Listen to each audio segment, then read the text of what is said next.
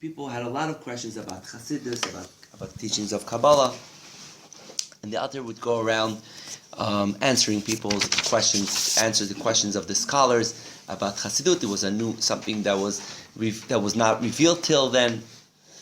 Also, he answered people's questions in general in Torah learning to show, because people in the time when Chassidus was revealed, people were afraid of it, because the Baal Shem Tov came. The Baal Shem Tov came very soon after Shabtai Tzvi and after, I believe his name is Yaakov Frankel, right? These two guys, what? Jacob Frank. Jacob Frank. Those two fellows were false Mashiach, and they caused a lot of problems in Am Yisrael. And when the Baal Shem Tov came, started teaching Chassidut, people were afraid that here is another type of a Mashiach, another type of a someone who's trying to change their religion, and people were very afraid. And in fact, that those two fellows, Shabtai Tzvi, and we're talking about approximately 300 years ago. So those, maybe a little bit more, but those two fellows, that were one after the other, both used mystical Kabbalah. So automatically, when the Baal Shem was teaching Chassidus, which is the teachings of Kabbalah, of the secrets of Torah, automatically people associated the Baal Shem Tov with those two, and therefore there was a big opposition to the Baal Shem Tov. So the Alter Rebbe, who was a follower of the Medzitcher Maggid, who was the follower of the Baal Shem Tov, so he was 2 generations after the Baal Shem Tov, he was continuing on this mission of teaching the secrets of Torah, which is a whole different thing to talk about maybe next class. Why, we'll talk maybe at the end of this class a little bit, why did the Baal Shem Tov and then the followers of the Baal Shem Tov understand that in our generations it is so important for us to have these teachings to give us strength in our observance of God, in our Avodat Hashem. But this was the Baal Shem Tov, and the Alter Rebbe would travel all the time for two reasons. One is to answer people's questions in general in Torah learning, to show them that here the people who learn Chassidus, they also learn Torah, and they also know Torah, and they could answer other people's questions, and also to answer questions about Chassidut. So one time he came to this town, I believe it was Shiklov, and he came to the Bet Midrash, and everybody has their questions. And the Alter Rebbe says, I'm going to sing a nigun now, to sing a nice Hasidic melody. And it was a very, we don't know which melody it was, but it was a very deep melody. And he just sang that melody, and everybody's questions were answered. And it was just mystical. But basically, it seems that the Alter Rebbe had the ability with this nigun to connect everybody with their essence, with their essence, and they were able to connect with the source of the answers. In other words, sometimes we have questions and we figure out answers. That is something that we deal with in Tanya in chapter 3. How does it happen that suddenly you have a question and you have the answer for it, or you come with a new brainstorm, with a new idea, because we have deep in our soul, it's called koach hamaskil, this ability to come up with new ideas, with new understanding, with new insights. So, and that's deep in our soul. That's really, it's a little bit beyond us. It's an area in the soul that is a little bit beyond. So he was able to connect them with that. So in a sense, I think that story symbolizes what the Alter is trying to do in Tanya. He's trying to do the same, like what he did with the Nigun. He's trying to connect us with the depth of our souls, to understand the treasures that we have deep inside, to understand what's really going on within us, that with that we could solve all problems that we may have in our lives. So therefore it's considered a very, very fundamental book for Hasidim, for Hasidus, for generally for Am Yisrael. Okay, so what the next thing I wanted to do, we know in Tanya, the Alter Rebbe focuses on a lot on different types of foundations in Judaism, in our neshama, but very generally, there are 3 themes in Tanya. If we divide Okay, in Tanya there's actually 5 parts, so we are focusing now on the first part. The first part of Tanya, called the Likutei Amarim, has 52 or 53 chapters. 53 chapters. And in these 53 main chapters of Tanya, we'll divide into 3 themes. And the first theme is going to be about who, it's on the paper, who am I? The second one is going to be how can I have real internal happiness? And the third is what is the purpose of creation? What is the purpose of my creation? So in a way, the beginning of Tanya deals with the first, with A, who am I? And then the second part of Tanya deals with the second issue about simcha, about happiness. And the third part of Tanya deals with the purpose of creation. So we understand there's a lot to talk about, but we'll try to talk about these 3 because today is an introduction for the Tanya. So we'll try to touch each one of these 3 themes a little bit to give us a general idea of what we're going to do in Tanya. Okay, so let's start with the first one. Who am I? So there's a famous Hasidic story of, we know that the Alter Rebbe unfortunately lost his daughter. Her name was Dvar Leah when she was very young. She just got married. She just had a baby. She had a young child. I don't remember exactly how old he was, but he was not 5 yet. He was in this. And the Alter Rebbe took on himself to raise that child, his grandson. And his name was Menachem Mendel, and he was later on the Tzemach Tzedek. He was a Rebbe later on. So one time, the grandson of the Alter Rebbe, the author of Tanya, is sitting on the laps of his grandfather, and he's playing with his beard. And the Alter Rebbe challenges him. He's playing with him, and he's challenging him. He says, "Tell me, where is Zaidi? Right? Where's Grandpa?" So he points on the beard. He says, "No, this is the beard of Zaidi. Where is Zaidi?" So he points on his hand, points on his eyes, and he says, "No, this is the eyes of Zaidi. This is the hand of Zaidi." And that went on. Everything he said, he showed him it's not really Zaidi, it's just the hand of Zaidi, the eye of Zaidi, the nose of Zaidi. So finally the child, who was very smart, he left the room, and after he left the room, he said, "Zaidi," he called his grandfather, and he said, "Yes." So when he turned to him and said, "Yes," he says, "That's Zaidi." So this story could give us a little understanding about ourselves, because if each one of us would ask himself or herself, what am I? So we could start thinking about if I'm married, I'm not married, if I'm a mother or a father, if I'm a son. So this is not who am I. That's important, but that's not not my essence. You could think about your career, think if I'm a dentist, if I'm a doctor, if I'm a lawyer, whatever it is. Again, this is not my essence.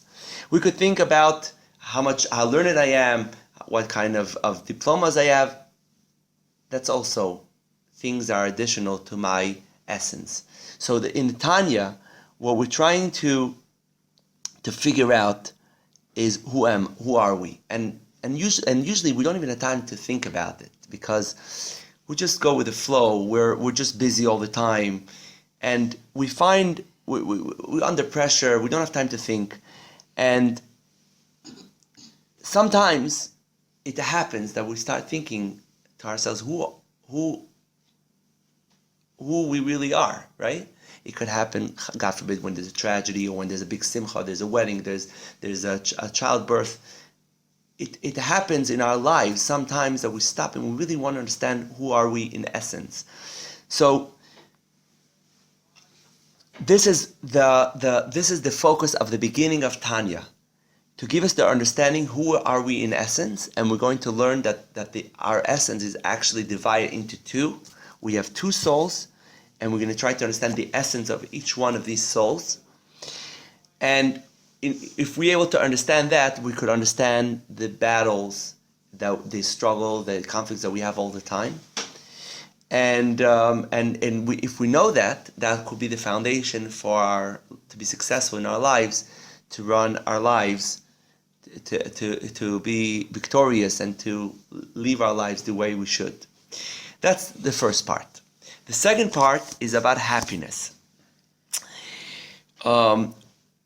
Each one of us, for sure, has a list of reasons why we cannot be happy. There's a lot of, we could have family problems, we could have financial problems, we could have security problems, health issues. There could be a lot of reasons why it's hard for us to be happy. And if we ask ourselves, how could we make ourselves happy? So we could all think of ways to make ourselves happy. We could think, try to go out for a trip, to see the nature, listen to music, basically do things that will help you run away from reality. Also, some people have the attitude, well, I should always focus on the good things I have, on the half a cup, and the half full cup, right? Be happy with what I have, thank Hashem for what I have, focus on that. Or do things that I like to do, like I like to help other people, I like to be, or I should just be, and whatever, just do things that I love to do that will make me happy. Or just be in a positive environment, be around people who are positive. So there is many secrets to how to be happy. But if you think about it, all these things that we just mentioned may be temporary happiness. It may bring temporary happiness. This happiness it's not necessarily going to be long-term happiness. It's going to help us for the moment to feel happy. And in Tanya, what we're looking for, what all of us are looking for, and what the Tanya is going to answer, is what we want to have. It's called in Hebrew Simchat Chaim. We want to have happiness with life. We want to be happy with what we are and what we have, and with our situation. And this is what the Tanya is going to focus on. There's a famous. There was once a comedian who was like #1 comedian. Everybody loved to go to his shows. And one time, a psychologist happened to be there by the show, and he really saw this guy is really good. Like, he really gets everybody to laugh.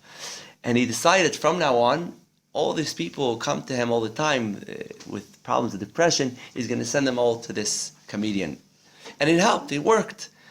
They all had a laugh when they went to him, and they all became happier, and it was amazing. One time, a man came to him, and he could see this man is really depressed. And right away, after a little talk with this patient, he realized. He said to him, the only medicine for you is to go to this show. So the guy says, it's not going to work for me. So he says, why? It worked with so many people. I'm sure it's going to work with you. He says, the problem is that I am that comedian. So we could understand that if you're able, this joke actually has a lot of, has a certain message that we could understand, that, you know, some things could make us happy for the moment. We could hear a nice joke, but we're looking for something deeper, something that could just make us happy without running away from life. We're going to talk about it soon, that usually people associate happiness with running away from myself. If I could have a drink and forget about myself, that's when I could be happy. And the Tanya is going to teach us how we could be happy with who we are, with what we have, with our situation. Okay, then that's the second theme, and I'm going to the third theme, which is, why was I born? Many times we don't think about it. People don't like to think about it, either because they don't have the answer for it, or because they think that the answer for it may be too heavy for them. So they try to run away from this question. But it's obviously a very important question. It's a question to ask, why are we here? And why did Hashem create the whole world? And this is obviously the most fundamental thing that Hasidus came to teach us. What's the purpose of everything? Many people think about what's life. Life is about raising children, about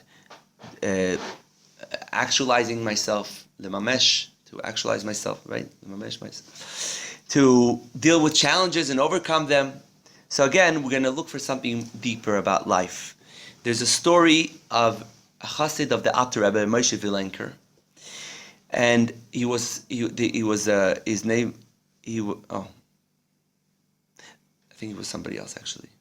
Okay, anyways, this fellow, he was a great chassid, and the Alter Rebbe once wanted to give him a blessing. He said, I want to give you a blessing of wealth. And actually he said no. He said, I'm afraid, maybe if he would be young, he would want it. But, I don't know. Anyways, he was already older chassid. He was already grown up. He probably married off his children already. And he was afraid. He says, I have no benefit from having wealth. All it's going to do, it's going to distract me from serving God properly, having all these businesses and all this money. So he said, no, I want to be able to focus on my service of God. And then he said, okay, I'll bless you with long life. He says, only in the condition that the blessing is going to have another part to it. That it's going to be not just a long life, it should be a meaningful life. It should be life that God is part of my life. It shouldn't be like a peasant life of someone who could live his life without seeing God in his life, without hearing about God in his life. Not that kind of a life. Otherwise, I'm not interested in it. And it's very interesting because many times, yeah.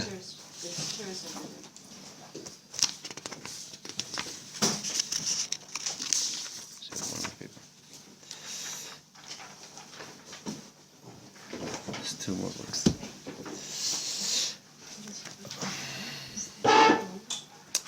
Because normally, if someone has the ability to get wealth or to get long life, right away we would say yes without thinking twice. But here we're talking about someone who worked on himself, that his concern is not just to have long life. It's not just to have a lot of money. It's actually to have a focus, to have a meaningful life. Otherwise, life is not worth nothing for him. Okay, there's actually a very nice story with Rabbi Akiva. Rabbi Akiva lived in the time, he was actually one of the 10 martyrs of the Romans.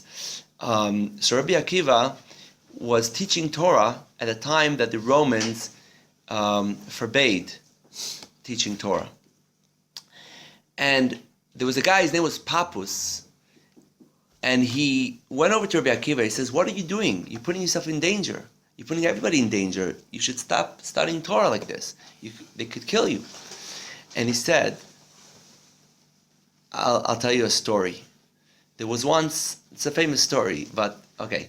There was once a fox was watching the fish running in the water. And he asked the fish, why are you running like this? He says, we thought that you were smart. The fox is known to be a wise animal, a clever animal. Don't you see there is all these fishermen trying to catch us? So the fox says, I have a great idea. I have a cave that no fisherman knows about. Come with me and I'll hide you there. And the fish answer back to the fox, we thought you were clever. You know, here in the water, at least we have a chance that if the fishermen will not catch us, we'll stay alive. But if we go out with you, we'll surely die. We can't live outside of the water. So Rabbi Akiva said to Pappus, the same was with us, with Am Yisrael. A Jew without Torah is not a life. If I'm endangering my life because I'm studying Torah, I might be killed. Okay, there's a chance they're going to catch me. I'm going to get killed. A chance I'm not going to die. But if I don't study Torah, then in my perspective, I'm dead. I have no meaning to my life, and that's not what I'm here for. So this is something that the Tanya will help us connect with, to understand that we're not just here by chance. We're not just here to live X amount of years and just to make sure that we wake up every morning and we make sure we have a good sleep and we have our food and we could pay the bills. We know that we're here for a mission. And like we see this chassid, that just giving him blessing of long life is not satisfying for him unless he knows that those years adding to his life will be full of meaning, will be full of service of God. There's another story where the Alter Rebbe, while he was in prison, also a known story, So the Alter Rebbe was in prison actually for exactly 53 days, which is corresponding to the 53 chapters of Tanya. He was there from after Sukkot till Yutet Kislev, till 19th of Kislev, was exactly 53 days. And he understood that it was something spiritual, the reason why he had to be in prison, because there was a prosecution in heavens about what he was doing, taking the secrets of Torah and giving it to everybody to understand. So it says that whenever there is a great neshama, a great soul having to come down, in heavens there is a lot of angels who are not allowing it. They say, because they want this world to stay dark. They don't want that it should be so easy. There should be, whenever the great tzaddik comes to this world that could inspire so many Jews, they're afraid of it. They want to do. They say that if this tzaddik comes to the world, then we're not going to be able to do our job. We're not going to be able to challenge the people. They're going to get everybody inspired. They're going to get everybody holy. So similarly is about the secrets of Torah, which is another point to it actually. The secrets of Torah is supposed to be secretive, but obviously there was a time when it had to be revealed. But originally, for many generations, it was hidden. So the idea of revealing the secrets of Torah, and the idea of giving so much holiness down here, it was not a simple thing. And that's why there was a persecution in heaven, and the Alter Rebbe was put in prison, not just because that there were some Jews who believed that the Alter Rebbe was doing something wrong, and they informed him to the government, saying that he was sending money to Israel. Really, he was giving money to the poor Jews in Israel, but they were saying that he was helping the Turkish government, and everything else they accused him for.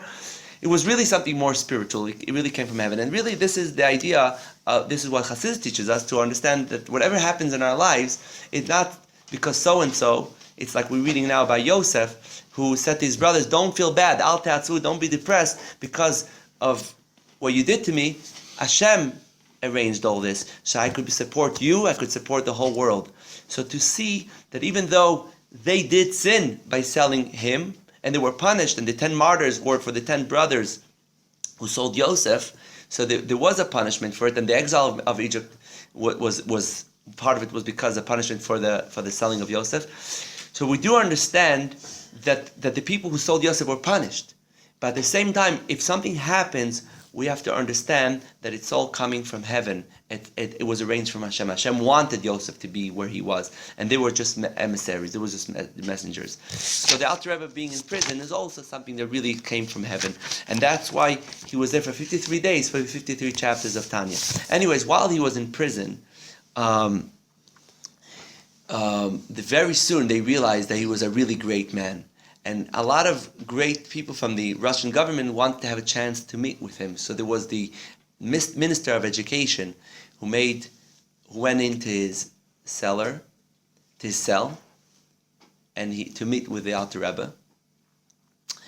And he was talking to him about Judaism, about things from the Bible, from the Torah. And one of the things he asked him was about the story that when God, right after Adam ate from the tree, from Eitz Hadat, Hashem came and Hashem said, Ayaka, where are you? So that doesn't make any sense. God says, where are you? God doesn't know where Adam is. So the Alter Rebbe answered him what Rashi, the commentary, says, that Hashem doesn't like to surprise somebody and just say, what did you do? Hashem opened the conversation. He says, where are you? And that was just to open a conversation. And then Hashem says, why did you eat from the tree? So the minister said to the Alter Rebbe, I know what Rashi says. I want to hear your insight for this story. So the Alter Rebbe said, you want to hear my perspective? I'll tell you my perspective. There could be a man who is in a certain age, and he actually quoted the age of this minister, which was obviously shocking for him. And he said, and Hashem says to this person, Ayeka, where are you? Did you fulfill your mission in life? Did you realize that you're here in this world you have a mission, you have a purpose, there's a reason why you're here? Did you do anything to fulfill how much did you do so far towards your mission in life? And that was the answer Dr. Rebbe gave him. And actually I think that this is what the Alter Rebbe is going. This is the third theme of the Alter Rebbe in Tanya, that the Alter Rebbe is going to teach us, is going to show us what is the purpose of creation, the purpose of ourselves, that we could keep on asking ourselves, where are we holding with regards to completing our mission in life? So these are the three major things that obviously there is a lot to learn about, and we're going to, Mitzvah Hashem, see as we go along Tanya to talk about these three themes: the theme of who am I, the theme of happiness, and the theme or why we here, what's the purpose of creation. Before we continue, we're just going to give a few words about the Tanya in general. And number one, the Tanya was written by the Alter Rebbe. His name was Shneor Zalman of Liadi. He is the one who founded the Chassidut of Chabad. He was a student of the Magid of Mezrich, who was the student of the Baal Shem Tov. So the Baal Shem Tov is the one who started the teachings of Chassidut, general Chassidut. And the Magid of Mezrich was the student of Baal Shem Tov, continued in the path of the Baal Shem Tov. And then after that, the Alter Rebbe, Rabbi Shneor Zalman, called the Alter Rebbe because in Chabad there is 7 rabbis, and he was the first one. Alter Rebbe means the older one. He's the oldest, the first. And he took the Chassidut of the Baal Shem Tov, what he learned from the Baal Shem Tov and the Magid of Mezrich, he brought it into Chabad. Chabad is abbreviation of Chochmah bin Avadat, into logic, into intellectual understanding, organized and intellectual understanding. And his main book is the Tanya. Here he did this job of taking the foundations of the teachings of Chassidus and organize it in a very clear and logical way. And the Rabbi Rashab Rav Shalom Ber said that the Tanya is considered the written Torah of Chassidut, Chabad, of Chassidut. In general, we know that we have the written Torah, and on the written Torah there is there's Talmud and there's commentaries, there's thousands of books. So the same with the Tanya, with regards to Kabbalah and the teaching of Chassidus, that there's the Tanya, and on the Tanya there is more than 2,000 books written based on the teachings of Tanya. So this is like the written Torah of Chassidut. The Tanya was printed over 5,000 editions of Tanya all over the world, almost in 10 different languages, almost all the languages that you speak. And as we're going to see, the message of Tanya are relevant, even though they were written over 200 years ago, they're relevant to us today as well. We'll start with the front page of the Tanya, okay, that I just said before. It's just a few words that the Alter Rebbe wrote about the Tanya, just 4 lines, that we could see just from those 4 lines a lot about the Tanya. Not everything is written on this page is written about the Alter Rebbe. We'll start from where it says it's Sefer Lekutei Amarim. This is, you see where it says Sefer? Sefer, what? It has 2 names. Sefer is 2 names. Sefer is the book. Lekutei Amarim, yeah. Or Tanya. Very good. Okay, it's called Tanya because the first word is Tanya. But he called it Lekutei Amarim. Lekutei Amarim means a collection of ideas. So that's the way he called it. We call it Tanya. I don't know if he called it Tanya or not, but he calls it. I'm calling the collection of it's like when you have statements of amarim, of ma'amarim, of articles, collection of articles. So we could see the great humility of the Alter Rebbe. He says, all I'm doing now is just collecting some ideas. Chelek Rishon, this is the first part. Anikra, what next page? Another page? More. Just like this. Yeah, one more and that's it. Yeah, that's it. Anikra, this is called B'Shem Sefer Shel Benonim. It's called the Book of the Benoni. We know that there is tzaddikim, and tzaddikim, we're going to learn in Tanya, are those who don't have any challenges and any struggles, or different type of struggles that we can relate to. So this book is written specifically for people like us that have challenges, have temptations and inclinations. This book is talking for all of us. And then again, with his great humility, he writes, Melukat, all I did was I compiled ideas, mipis farim, from different books. And really he's focusing on two major books, the books of the Maharal of Prague, one of the greatest Kabbalists, the Maharal of Prague. And till today, if you go to Prague, you see the Shul of the Maharal in Prague. And the Shalah HaKadosh, the one who wrote the book Shnei Luchat HaBrit. That's the two major Kabbalistic books that the Alter Rebbe says I based my book on these two Sfarim, and plus others. And it's collection from different teachers. Sofrim means teachers, from the Baal Shem Tov and the Magid Mezrich. Again, he is saying, all I did was I took ideas that I learned from these books and I learned from these rabbis, and I put it together. Kedoshei Elyon Nishmatam Eden. And okay. And again, this is a sefer that gives a whole new clarity, a whole new picture about life. And yet the Alter Rebbe is just saying this is just compiling some articles. If you see the name of the book, you don't think, today when they make a book, to make sure that the name of the book should really catch you. So it wasn't about giving a loud name that will catch everybody's attention. He gave a name that, in a very humble way. This is just compiling some articles. And he says, Meyusad al Pasuk, the foundation of this book is on the verse that Moshe Rabbeinu said the day he passed away. He said the famous verse that says like this, Ki karov elecha adavar me'od beficha u'levavcha la'asoto. That it is close to you. Moshe Rabbeinu, before he passed away, he gave a long speech, the longest speech ever, for 37 days. He started, the whole Chumash Dvarim, the whole fifth book, is Moshe Rabbeinu's speech to Am Yisrael before he passed away. He started on Rosh Chodesh Shvat, till he passed away, Zayin Adar. So, and then the last few parshiyot, from Atem Nitzavim and on, is the day Moshe Rabbeinu passed away. Moshe Rabbeinu gave his last message. Okay? So, in that last message, he said, that don't think Judaism is overseas, or you have to fly. There's no airplanes. You don't have to fly to the sky.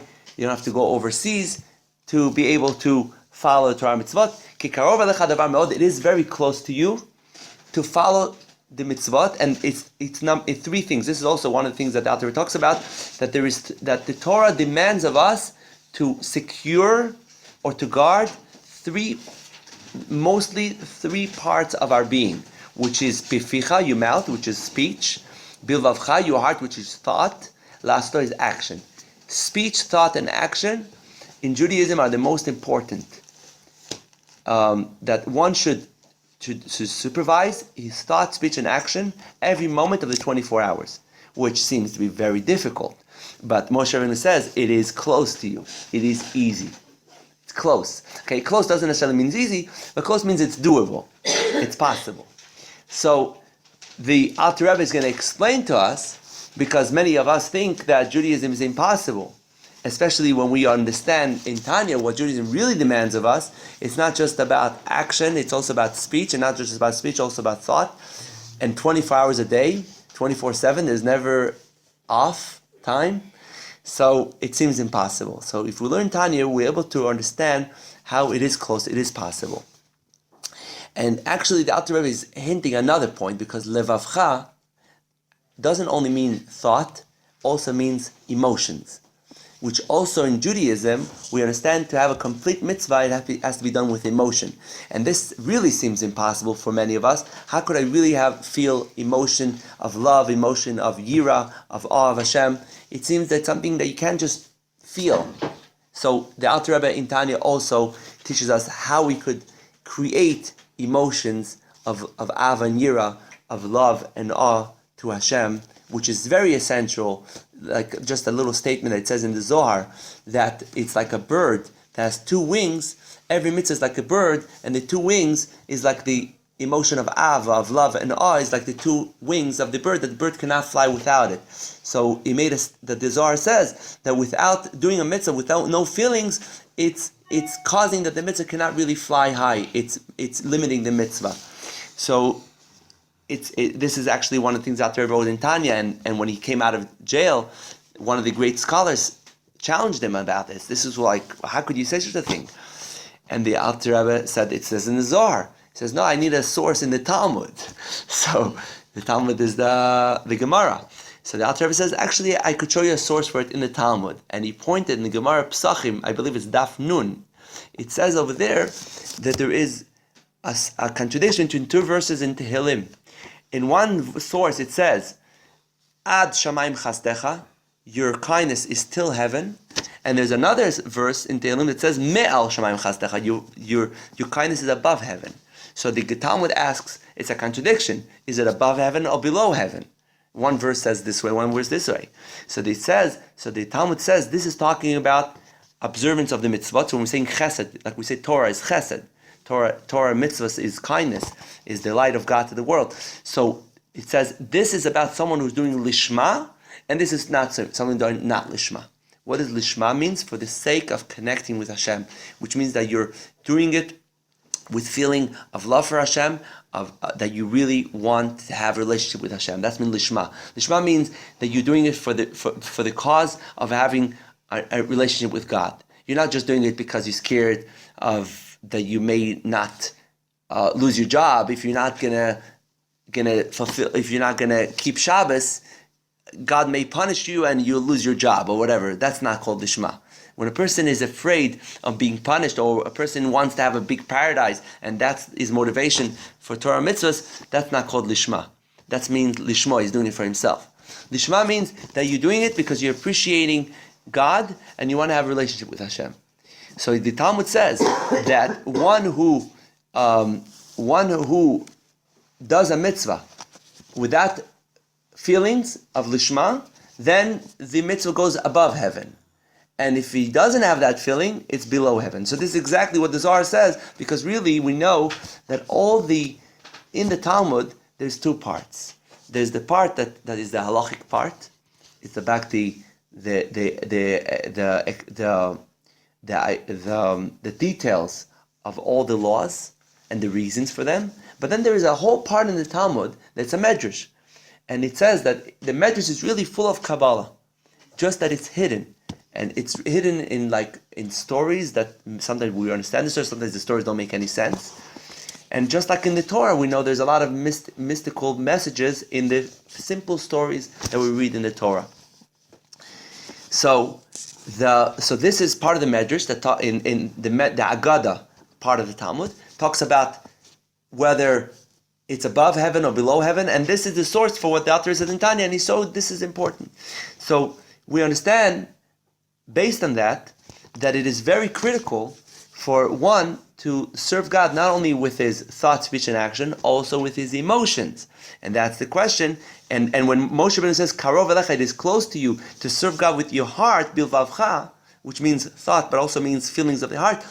Again, the question rises, how is this easy? How is this not easy, close? How is this close to me? How it seems that it's impossible. I could never get there. So the Alter Rebbe is going to address this in Tanya. So for the emotions, are we talking about the seven sfirot? Right. Seven sfirot is emotions, yeah. Leva'er heitev. So now to clarify all this properly, echu karov meod, how is this very close? And it says the way that it's very close is b'derech aruka v'ktzara. It's in a long, short way. And the Hasidim understood when the Alter Rebbe said long, short way, he's referring to a famous story in the Talmud. The story goes with Rabbi Yeshua ben Hananya. Rabbi Yeshua ben Hananya said that once a little child won him. He was walking and he came to a fork in the road, and he saw a child there, and he asked this child, I need to get to this town over there, the certain town. Tell me which way should I take. So the child says, look, this is the long short way, this is the short long way. So what would you do? So he decided he'll take the short long way. Sounds shorter. So very soon he saw it was very short, because after a few minutes he already sees the outskirts of the city. But then the road took him to gardens and orchards, and there was a lot of rocks on the way, and there was fences. He saw it's going to take me hours to get there if I take this way. So then he went back and he said to the child, why did you say it's a short way. It's very long. And he says, I told you, it's a short, long way. So then he kissed him on his head. He says, you're fortunate, Am Yisrael, that all of you are so wise, from the greatest to the greatest to the smallest. And then he took the other way, which was very long, but it was a straight road. It was a paved road. It took him around and around, but eventually he was able to get to the city. So the Alter Rebbe said that this is what Tanya is about. Tanya, because I think today especially, we're all looking for the short way, for the quick way, for the shortcuts. And the Alter Rebbe says that this is not going to be the case over here. To really have a proper Avodat Hashem, proper service of God, it's going to be a long way, which means but it's a paved way. It's going to be a lot of chapters. Again, there's 53 chapters. A lot of learning, a lot of working, a lot of commitment. but it's going to be a short way, because if you follow it and you're able to get to your destination, you're able to get there. This is could be similar to. When imagine somebody's doing a barbecue and never did a barbecue before, and so at first there's very strong fire in the barbecue, and you get excited. Oh, it's so much fire! I could cook the meat very, very fast this way. And if you're going to put the meat there while the fire is burning very strong, what's going to happen? The outside of the meat is going to get burnt, and the inside is going to stay raw. But someone who knows that you have to wait till the big fire goes away, and it's going to be and the fire, and it's going to be just the fire of the coals, and it's going to be a very slow cooking. It's not going to be so fast, not going to burn, but it's going to go on. It's going to make the difference. It's going to cook the meat. So we're talking about the coals actually symbolize also the inner fire. That is something that has to go within, something that cannot be external. If we're looking for shortcuts, it's usually something very external, something that it's not so deep and it's not really meaningful. This is a long, short way, which means that it's slowly to take another step by step, but the Alter Rebbe is promising us that it's a secure way, it's a paved way, that if we go step by step with the teachings of Tanya, we'll get there. Okay, so one more point.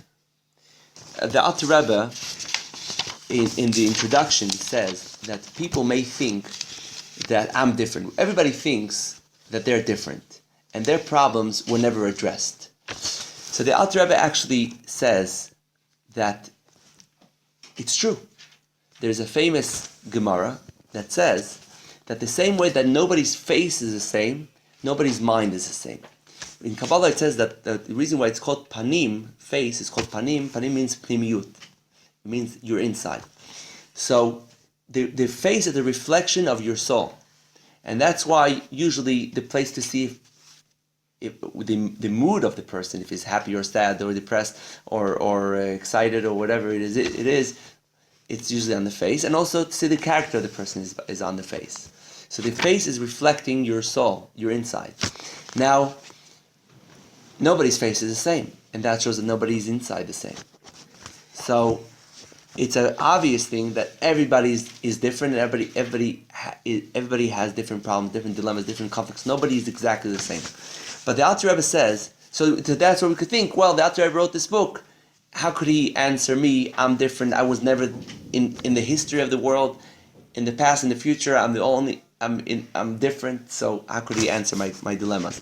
So the Alter Rebbe said that this book is different than many other books that are based on theory. He said, this book I wrote after I had private audience with thousands of Jews, Hasidim and non-Hasidim, who felt comfortable with, called the Yechidut, private audience with the Alter Rebbe, and they poured out the secrets of their hearts to him, asking for advice. And based on that, he learned what's the common, fundamental, that we spoke about in the beginning of class, issue that could solve everybody's problems. So again, like we said before in the beginning of class, that it's just like in medicine, we know that if someone could figure out the source, that someone could figure out that all your symptoms are because your lungs or your heart or your blood or whatever it is needs something, needs to be cleansed or needs to be strengthened, that could answer a lot of symptoms. So we understand the same as spiritually, that the Alter Rebbe saw a variety of problems, and he saw, and he had experience with it, and he saw the foundation of everything. And then, Rabbi, you have any announcements? No, I want to say if anybody has questions. Oh, comments. Oh. Should have done it earlier, but I came in late, so I'm sorry. The introduction said something about two souls. Just two? Yeah. Oh, well, you could divide them into more, but generally it's two or. Shabbos, is it four? Oh, okay. So yeah, each soul has different elements to it. Like every soul has 5 parts to it. So we're gonna talk about it. It doesn't say parts, it says souls. Right. We could call it 5.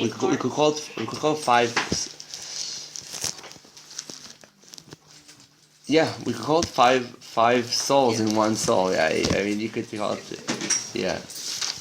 Many women teach Tanya. What? Are women allowed to teach Tanya? Sure. Why?